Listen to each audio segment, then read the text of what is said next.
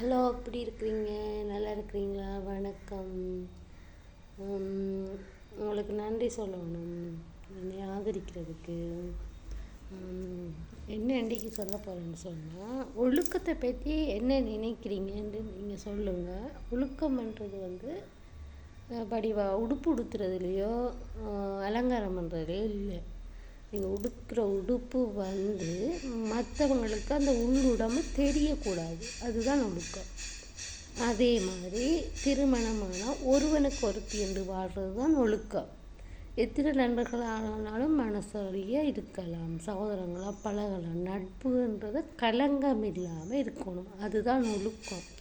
மற்றது எந்த நேரமும் எதிர்பார்ப்பு இல்லாமல் உதவி செய்யணும். அது ஒரு வகையான ஒழுக்கம்.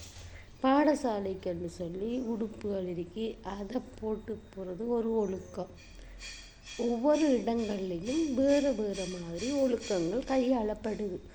ஒழுக்கம்ன்றது ஒரு பெண் வந்து உடுத்துகிற ஆடையால் மற்றவங்களோட கண்ணுக்கு அது வந்து கெட்ட எண்ணத்தை ஈர்க்கக்கூடாது. அதுதான் ஒழுக்கம். அதே மாதிரி ஆண்களும் தான் தங்களோட கண்ணுக்கு எதிராக ஒரு பெண் வந்தால் அவங்கள நீங்கள் உங்களோட சகோதரியாக, உங்களோட தாய் மனைவியை தவிர மற்றவங்கள ஒரு நேசமோட காணிக்கிறது தான் ஒழுக்கம். அப்போ அந்த ஒழுக்கத்தில் நிறைய இருக்குது. நீங்கள் தவறாக எதையும் பாவிக்காமல் நல்ல விதமாக அதை சிந்தித்து ஒரு மக்களுக்கு ஒரு நன்மை பயக்கிறதா அமைஞ்சிக்கினா அது ஒரு வகையான ஒழுக்கம். அது வந்து மனித நேயமோடு வாழணும். அதுதான் ஒரு ஒழுக்கம். அது தாய் மனசினிலேருந்து சொல்லி கொடுக்கலாம், இல்லை வளர்ந்து நீங்கள் அதை அறிஞ்சு கொள்ளலாம்.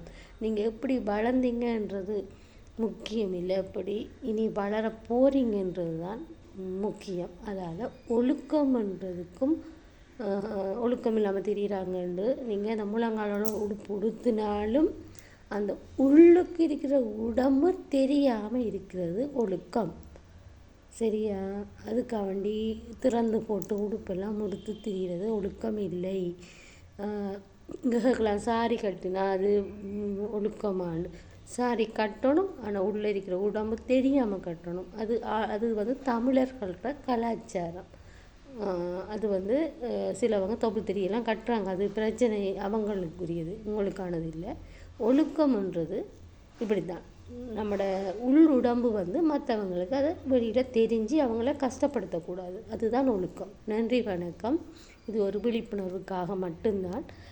எல்லாமே என்னுடைய சகோதரர்கள், அவ்வளவுதான் என்னுடைய எண்ணம். மற்றவர்களுடைய எண்ணம் எப்படியாக இருந்தாலும் அது எனக்கு பரவாயில்லை, அது எனக்கு தேவையும் இல்லை. இது வந்து என்னுடைய எண்ணம். வந்து எனக்கு எல்லாமே உறவுகள், அவர்களுடைய நல்ல எண்ணங்கள், கருத்துக்களை நான் பதிவு செய்யணும். அதை நீங்கள் உணர்ந்து செய்யணும். நல்ல மனுஷனாக வாழ்கிறது ஒவ்வொருவர கையிலையும் இருக்குது. எல்லோரும் கெட்டவங்க இல்லை.